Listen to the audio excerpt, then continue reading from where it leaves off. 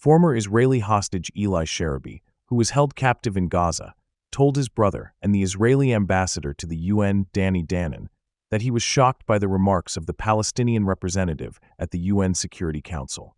According to his brother Sharon, Eli Sharabi felt the Palestinian envoy Riyad Mansour offered condolences but also spoke of war crimes, which Eli found to be without shame or humanity given the hostages still in Gaza. Sharon Sharabi stated that one of their goals in coming to the UN was to confront people with the reality of what happened on October 7th, which he described as surpassing all humanity. During his address, Eli Sharabi detailed the inhumane conditions of his captivity, including receiving very little food and water, beatings, and the knowledge that his brother Yossi had been killed. He stated that Hamas operatives consumed unlimited international aid while denying it to the hostages, and that he personally saw Hamas terrorists taking boxes with UN and UNRWA emblems into tunnels. Sharabi emphasized that civilians in Gaza witnessed the suffering of the hostages and did nothing. He called on the UN Security Council to bring all the hostages home, asserting that he was not a diplomat but a survivor. Palestinian envoy Riyad Mansour expressed condolences to Sharabi, but said that Palestinians could understand such loss because they live it daily. Mansour accused Israel of wiping out entire families through bombings and other actions, claiming there is not a single Palestinian family untouched by death, injury, imprisonment, or displacement. He also referenced Noah Argamani's testimony and used it to accuse Israel of genocide.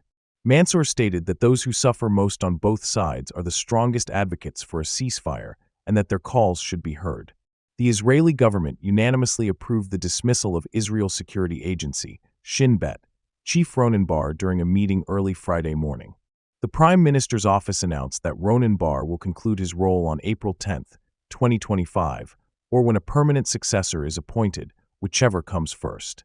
A diplomatic source stated that the Israeli government had lost confidence in Ronen Bar, accusing him of refusing to step down and improperly using his position. The source questioned Bar's actions on October 7th, asking why he did nothing to alert the Prime Minister despite knowing about the Hamas attack beforehand. Minister Gideon Saar criticized Bar for not appearing before the government meeting and instead sending a letter. Minister Ze'ev Elkin described Bar's letter as shocking and a rejection of the principle that the security echelon is subordinate to the political leadership.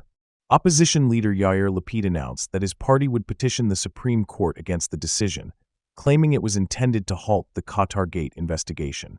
Benny Gantz, chairman of the National Unity Party, called the dismissal politically motivated. The U.S. has asked Israel not to strike Houthi targets in Yemen. According to a source, the U.S. requested that Israel leave it to us. Israeli officials are discussing whether to respond to recent missiles launched from Yemen, but the assumption is that Israel will accept the U.S. request. 2 missiles were sent from Yemen to Israel on Thursday, the first time in 2 months that the Houthis had targeted the Tel Aviv and Jerusalem areas, but both were intercepted. Earlier in the day, the U.S. struck Houthi targets in Yemen's port city of Hodeidah. Sources told Ynet that the U.S. requested Israel refrain from airstrikes in Yemen, believing it has a greater capacity to conduct sustained attacks using aircraft stationed on its aircraft carriers. The U.S. had begun striking Houthi targets in Yemen on Saturday evening, focusing on radars, air defenses, and missile and drone systems, and had informed Israel in advance of these attacks. Despite the U.S. actions, the Houthis stated they would not reduce their actions against Israeli shipping in the Red Sea. Reports also indicated that Iran had sent messages to the Houthis via different channels to de-escalate tensions.